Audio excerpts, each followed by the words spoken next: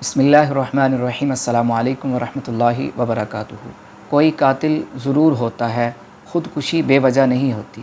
ناظرین، 12/7/2023 بہاؤالدین زکریا یونیورسٹی کا ایک طالب علم جو ہے وہ سوسائڈ کرتا ہے اور مرنے سے پہلے ایک لیٹر جو ہے وہ اپنے پیرنٹس کے نام لکھتا ہے۔ سب سے پہلے ہم اس لیٹر کو دیکھتے ہیں اور اس کے بعد جو ہم ڈسکس کرتے ہیں۔ میں اپنی پوری ہوش و حواس میں خودکشی کر رہا ہوں۔ اس سب کا ذمہ دار تمام پرائیویٹ اور یونیورسٹی BZU کو قرار دیتا ہوں۔ میں نے LLB 5 سالہ 2019 میں ایڈمیشن لیا تھا، جس کے تحت مجھے 2024 میں LLB کی ڈگری ملنی تھی، جبکہ تاحال 2 سال کے امتحان ہی دے سکا ہوں۔ میں ایک غریب خاندان سے تعلق رکھتا ہوں، سب کے سوالات کے جوابات نہیں دے سکتا، اور یہ بات میں اپنے گھر بھی نہیں بتا سکتا۔ امی ابو مجھے معاف کرنا، میں آپ کے خوابوں کی تعبیر پوری نہ کر سکا۔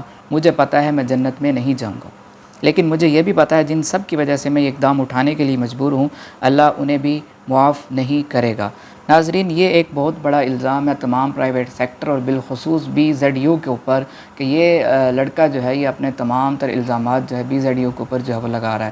ناظرین، اسٹوڈنٹس کی زندگی اگر دیکھیں تو یہ بڑی ٹف سی زندگی ہوتی ہے، بڑی مشکل سی زندگی ہوتی ہے۔ گھر والوں سے دور جا کے لوگ جو ہے تعلیم حاصل کرنے پر جو ہے وہ مجبور ہیں، لیکن دوسری طرف اگر ہم دیکھیں اپنے پرائیویٹ جو انسٹیٹیوٹ ہیں یا یونیورسٹیز، ان کے جو عملہ ہے، ان کا جو رویہ ہوتا ہے وہ بہت نیگیٹو ہوتا ہے، اس میں کوئی شک نہیں۔ ان کا رویہ بہت نیگیٹو ہوتا ہے، جس کی وجہ سے یہ لوگ جو ہے سوسائڈ کرنے پر مجبور ہو جاتے ہیں۔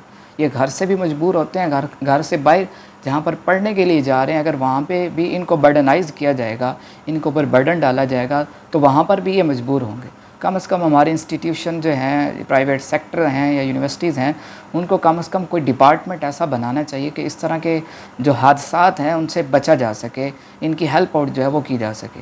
دوسری طرف اگر آپ دیکھیں تو دنیا کے اندر جو ہے وہ یہ جو سوسائڈ کا ریشو ہے یہ دن بدن جو ہے وہ بہت زیادہ بڑھتا جا رہا ہے، بلکہ WHO کی ایک جو رپورٹ ہے اس کے مطابق ہر 40 سیکنڈ کے بعد دنیا کے اندر ایک بندہ ایسا ضرور ہوتا ہے جو سوسائڈ کرتا ہے یا سوسائڈ کرنے کی جو ہے وہ کوشش کرتا ہے۔ اس کی وجہ اگر ہم دیکھیں تو اس کی وجہ بے شمار ہے۔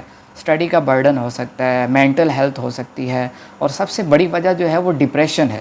لیکن ایک ایسی وجہ جس کے اوپر جو ہے ہماری توجہ جو ہے وہ نہیں جاتی، وہ سب سے بڑی وجہ جو ہے وہ یہ ہے کہ وہ دین سے دوری ہے۔ کچھ دن پہلے دیکھ لیں جہانگیر ترین کے جو بھائی ہے عالمگیر ترین خان، جو ملتان سلطان کے مالک بھی تھے، اونر بھی ہیں، اتنے بڑے عہدے پر وہ فائز تھے، اس سب کے باوجود جو ہے انہوں نے بھی سوسائڈ کیا۔ وجہ کیا تھی؟ اگر ہم وجہ کے اوپر غور کریں تو وجہ صرف غربت نہیں ہے۔ ان کی سوسائڈ کے اوپر اگر آپ غور کریں، ان کی جو رپورٹس آئیں ان کے مطابق یہ تھا کہ وہ اکیلے رہتے تھے، تنہائی میں رہتے تھے۔ تو تنہائی بھی ایک بہت بڑا فیکٹر ہے۔ تنہائی بھی ایک ایسا فیکٹر ہے جو طرح طرح کے ذہن کے اندر خیالات اور وسوسے پیدا کرتا ہے، جس کی وجہ سے کیا ہوتا ہے کہ لوگ ڈپریشن کا شکار ہوتے ہیں، اسٹریس کا شکار ہوتے ہیں، اور الٹیمیٹلی ان کے ذہن کے اندر طرح طرح کے جو ہے وہ خیالات اور وسوسے پیدا ہوتے ہیں، اور الٹیمیٹلی ایٹ دا اینڈ وہ کیا کرتے ہیں، سوسائڈ کی اٹیمپٹ جو ہے وہ کرنے کی کوشش کرتے ہیں۔ لیکن ان سب کے باوجود جو سب سے بڑی وجہ جس کے اوپر ہماری توجہ نہیں جاتی وہ یہ ہے کہ دین سے دوری۔ ہمارا سب سے بڑا مسئلہ یہ ہے کہ دین سے دوری ہونے کی وجہ سے ہم جو ہے وہ سوسائڈ کی جو ہے ہمارے معاشرے کے اندر جو ریشو ہے وہ بڑھتی جا رہی ہے۔ اگر ہم فیکٹر یہ سمجھیں کہ غربت ہے تو یہ فیکٹر غلط ہوگا، وہ اس اعتبار سے کہ یورپین کنٹریز کے اندر ریشو سوسائڈ کی زیادہ ہے ایز کمپیئر ٹو پاکستان، کیونکہ پاکستان کے اندر غربت کی ریشو زیادہ ہے ایز کمپیئر ٹو یورپ، لیکن پاکستان کے اندر غربت کی جو ریشو ہے وہ کم ہے، لیکن اس کے باوجود یہاں پر جو سوسائڈل ریٹ ہے وہ بھی کم ہے۔ سو وجہ یہ ہے کہ نہ تو غربت ہے اور نہ ہی بہت زیادہ پیسہ ہے، اصل وجہ جو ہے وہ دین سے دوری ہے۔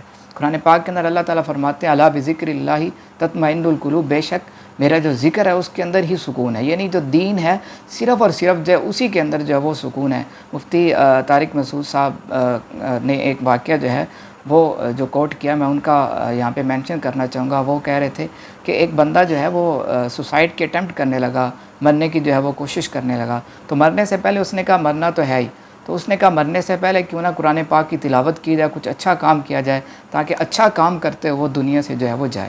تو قرآن مجید کو اس نے کھولا، اور یہ اللہ کی طرف سے ایک اس کے اوپر عطا تھی، یا اس کی زندگی اللہ نے بخشنی تھی۔